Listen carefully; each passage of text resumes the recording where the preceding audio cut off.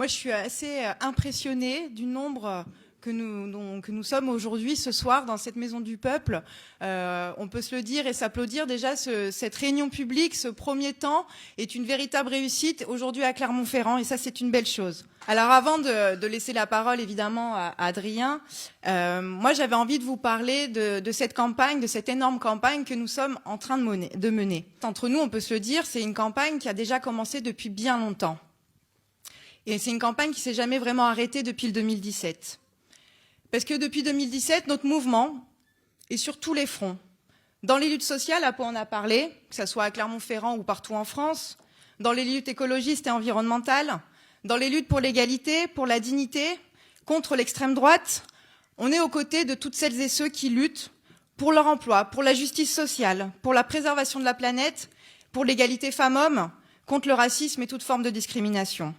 Cette campagne, on l'a commencée, comme je vous l'ai dit, déjà depuis 2017, parce qu'on a aussi la chance d'avoir des députés de combat. Des députés de combat qui sont à la fois à l'Assemblée nationale, avec Adrien et tout le groupe parlementaire, mais aussi au Parlement européen. Et ces députés-là, en fait, ils portent l'avenir en commun au quotidien, dans leurs interventions, quand ils combattent pied à pied la politique antisociale de Macron. C'est des députés qui font le travail, qui font des propositions de loi, à l'occasion notamment des niches parlementaires. Mais on a aussi localement, partout en France, des élus de terrain, dans des villes, dans des départements, dans la région. Et elles et eux font aussi ce travail-là de porter l'avenir en commun au quotidien, dans tous les combats. Mais on a aussi des militants et des militantes qui sont partout sur le terrain. Alors oui, notre campagne, elle s'est jamais arrêtée. On peut se le dire aujourd'hui, elle se lance ici aujourd'hui à Clermont-Ferrand pour notre département. Même si ça fait plusieurs semaines, en fait, que nous sommes de plus en plus nombreuses, et ça on le voit aujourd'hui, mais nous on le ressent en tant que militants et militantes, on le voit, des gens nous rejoignent, viennent nous donner un coup de main. On le voit, on l'a vu pour la vente des programmes au début novembre, on l'a vu, on le voit nous dans les groupes d'action, quand des gens nous contactent pour récupérer un paquet de tracts, aller coller des affiches avec nous, et ça c'est bon signe. C'est bon signe parce que plus on est nombreux, plus on va pouvoir aller convaincre. Alors nous, on est la seule force politique à être prête, et ça depuis longtemps. Parce que nous avons un programme, nous avons l'avenir en commun. Nous avons une stratégie, celle de l'Union populaire, et nous avons évidemment un candidat, Jean-Luc Mélenchon. Depuis le 5 décembre, on a aussi le Parlement de l'Union populaire, dont j'ai l'honneur de faire partie, avec d'autres camarades ici présents. Je pense à Cécile et à Frédéric. Et j'en profite d'ailleurs pour saluer les camarades du Parti ouvrier indépendant qui ont fait le choix collectif et comme beaucoup d'autres, de rejoindre cette union populaire pour participer activement à cette campagne et pour gagner. Ce Parlement, présidé par Aurélie Trouvé, où l'on retrouve des intellectuels, des syndicalistes, des artistes, des militants et des élus, c'est clairement l'incarnation de l'union populaire. Mais l'union populaire, elle est aussi incarnée aujourd'hui dans cette salle avec vous toutes et tous réunis pour partager ce moment-là et se donner de la force.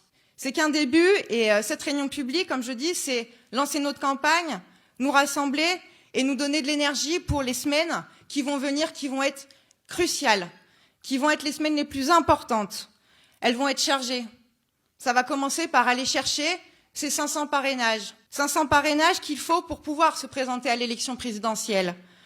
Alors toutes et tous, on va aller convaincre les maires, un à un, une à une, que cet exercice de parrainer est incontournable pour la vie démocratique. Et en même temps, on va accentuer notre travail sur tout le territoire. On va aller chercher les abstentionnistes, on va aller chercher les fâchés de la politique, les déçus, les trahis, les découragés, les méprisés et les oubliés. On va aller chercher les voix une à une, que ce soit dans les quartiers populaires, par les caravanes qu'on fait avec les inscriptions sur les listes électorales. Mais on va le faire aussi dans toutes les campagnes, dans toutes les villes, les centres-villes, pour pouvoir aller convaincre un à un, une à une, les habitants et les habitantes, les citoyens et les citoyennes de participer à cette élection qui est importante et de voter pour l'avenir en commun et pour Jean-Luc Mélenchon. Je vous le redis, je suis tout à fait ravie de nous voir aussi nombreux et nombreuses ce soir. Je suis ravie de voir notre dynamique prendre de l'ampleur jour après jour. Je suis très fière de collectivement porter ce programme que nous avons justement travaillé collectivement, enrichi depuis 2017 avec des contributions, avec un travail programmatique, mais avec des plans, avec des choses concrètes, du chiffrage et qu'on continue à faire évidemment. Je suis très fière de faire cette campagne avec vous toutes et vous tous. Et avant de laisser la parole à Adrien, je vais inviter sur scène des camarades qui incarnent aussi qu'on peut dire, nous, sur les luttes qu'il faut mener aussi pour arracher des victoires, et pas toujours, mais en tout cas sur les luttes qu'il faut porter pour ne rien lâcher et pouvoir faire bouger aussi cette société qui en a grandement besoin. 8 semaines de grève, ça fait 2 mois d'occupation et de grève de leur site pour améliorer leurs conditions de travail. Et je vous invite, voilà, à les applaudir très fortement et à leur faire, voilà, l'honneur qu'ils méritent.